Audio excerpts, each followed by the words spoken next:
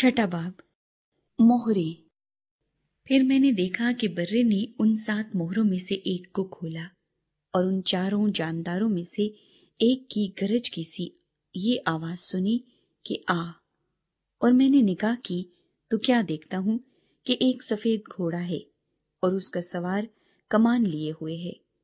उसे एक ताज दिया गया और वो फतह करता हुआ निकला ताकि और भी फतह करे। और जब उसने दूसरी मोहर खोली तो मैंने दूसरे जानदार को ये कहते सुना कि आ। फिर एक और घोड़ा निकला जिसका रंग लाल था। उसके सवार को ये इख्तियार दिया गया कि जमीन पर से सुलह उठा ले ताकि लोग एक दूसरे को कत्ल करें, और उसे एक बड़ी तलवार दी गई। और जब मैंने तीसरी मोहर खोली तो मैंने तीसरे जानदार को ये कहते सुना कि आ। और मैंने निगाह की तो क्या देखता हूं कि एक काला घोड़ा है और उसके सवार के हाथ में एक तराजू है। और मैंने गोया उन 4 जानदारों के बीच में से ये आवाज आती सुनी कि गेहूं दीनार के सेर भर और जौ दीनार के 3 सेर और तेल और मै का नुकसान ना कर।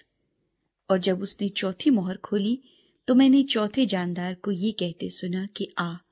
और मैंने निगाह की तो क्या देखता हूं कि एक जर्द सा घोड़ा है और उसके सवार का नाम मौत है, और आलमी अरवा उसके पीछे पीछे है। और इनको चौथाई जमीन पर ये इख्तियार दिया गया कि तलवार और काल और वबा और जमीन के दरिंदों से लोगों को हलाक करें।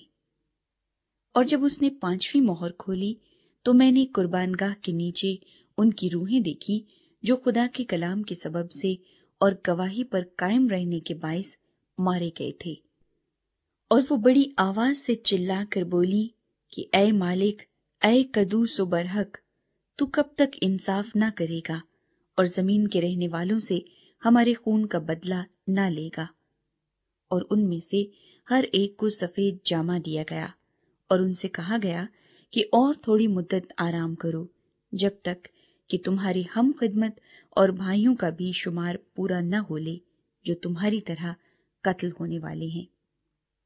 और जब उसने 6ठी मोहर खोली तो मैंने देखा कि एक बड़ा भूचाल आया और सूरज कमल की मानिंद काला और सारा चांद खून सा हो गया, और आसमान के सितारे इस तरह जमीन पर गिर पड़े जिस तरह जोर की आंधी से हिलकर इंजीर के दरख्त में से कच्चे फल गिर पड़ते हैं। और आसमान इस तरह सिरक गया जिस तरह मकतूब लपेटने से सिरक जाता है, और हर एक पहाड़ और टापू अपनी जगह से टल गया।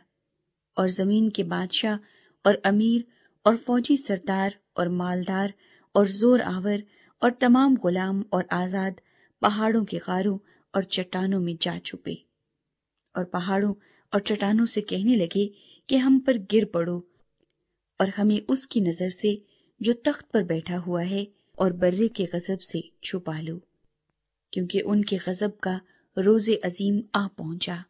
अब कौन ठहर सकता है।